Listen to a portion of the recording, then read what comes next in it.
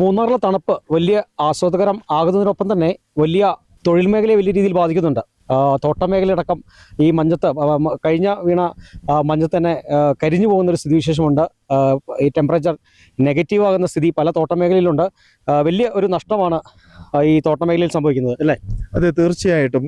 ഇവിടെ കഴിഞ്ഞ ദിവസവും അതിന് മുമ്പത്തെ ദിവസം -2 ഡിഗ്രിയിലാണ് ടെമ്പറേച്ചർ ഞങ്ങൾ റെക്കോർഡ് ചെയ്തിരിക്കുന്നത്. അതുമൂലം ഈ തേയിലയുടെ മേളിൽ മുഴുവൻ ഈ മഞ്ഞുപാളികളാൽ നിറഞ്ഞ് തിക്കായിട്ടുള്ള മഞ്ഞിൻ്റെ പാർട്ടിക്കിൾസ് ഇതിനകത്ത് നമുക്ക് ഒബ്സർവ് ചെയ്യാൻ പറ്റും. ഏകദേശം ഞങ്ങൾക്ക് 121 ഏക്കറോളം സ്ഥലത്ത് ഇതുപോലെ മഞ്ഞ് പെയ്ത് തേയില കരിഞ്ഞു പോകേണ്ട ഒരു അവസ്ഥയുണ്ടായി.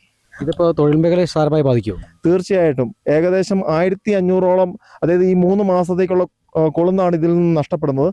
ഏകദേശം ഈ 121 ഏക്കർ സ്ഥലത്ത് ഇതുപോലെ ഡാമേജ് വരുമ്പോഴത്തേക്കും ഏകദേശം 1500 തൊഴിലാളികൾക്ക് വന്ന് കൊളുന്തെടുക്കാനുള്ള അവസരമാണ് ഇതിലൂടെ നഷ്ടപ്പെടുന്നത്. അപ്പോൾ ഈ തൊഴിലാളികളുടെ ജോലിയെ സാരമായി ബാധിക്കുമല്ലേ? തീർച്ചയായിട്ടും ബാധിക്കും. ആ സമയങ്ങളിൽ അവരുടെ വർക്കിംഗ് ഔട്ടാണും പ്രൊഡക്ടിവിറ്റിയിലും എല്ലാം ഇത് ഇത്ര ഏരിയയിലുള്ള അവർ വന്നു കഴിയുമ്പോൾ അത് ബാധിക്കും. തോട്ടമേഖല ശരിക്കും ഒരു നഷ്ടം തന്നെയില്ല? തീർച്ചയായിട്ടും. തോട്ടമേഖലയെ അപേക്ഷിച്ച് നോക്കുമ്പം ഇങ്ങനെ വരുന്നത് ഒരു തീർച്ചയായിട്ടും നഷ്ടം തന്നെയാണ്. ഇതിനു മുമ്പ് ഒരു 3 വർഷങ്ങൾക്ക് മുമ്പാണ് ഇതുപോലത്തെ ഒരു അവസ്ഥ ഈ എസ്റ്റേറ്റിൽ ഫേസ് ചെയ്തിട്ടുള്ളത്. ഇപ്പം ഈ തവണ ഇത് ഫേസ് ആയിരിക്കുകയാണ്, ഈ -ഡിഗ്രി ടെമ്പറേച്ചറിൽ വരുന്ന അവസ്ഥ. ഇനി അടുത്ത ഘട്ടമായിട്ട് ഇപ്പം എപ്പോഴാണ് ഈ കൊളുന്ത് ഉണ്ടാകുക?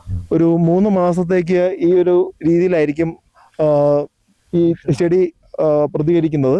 ഒരു മഴ പെയ്ത് കഴിയുമ്പോഴേ നല്ലൊരു തളർപ്പ് ഇതിനകത്ത് വരുള്ളൂ. വലിയ രീതിയിലുള്ള നഷ്ടം തന്നെയാണ് കമ്പനിക്ക്. തീർച്ചയായിട്ടും അത് തന്നെ. ഇനി ജനുവരി അപേക്ഷിച്ച് വീണ്ടും തണുപ്പ് കൂടാനുള്ള സാധ്യതയുണ്ട്. അപ്പോൾ തോട്ടമേഖലയെ കൂടുതലായി തന്നെ ബാധിക്കാനുള്ള സാധ്യതയില്ലേ? തീർച്ചയായിട്ടും. തണുപ്പ് കൂടിക്കഴിഞ്ഞാൽ തീർച്ചയായിട്ടും തോട്ടം മേഖലയെ ബാധിക്കും.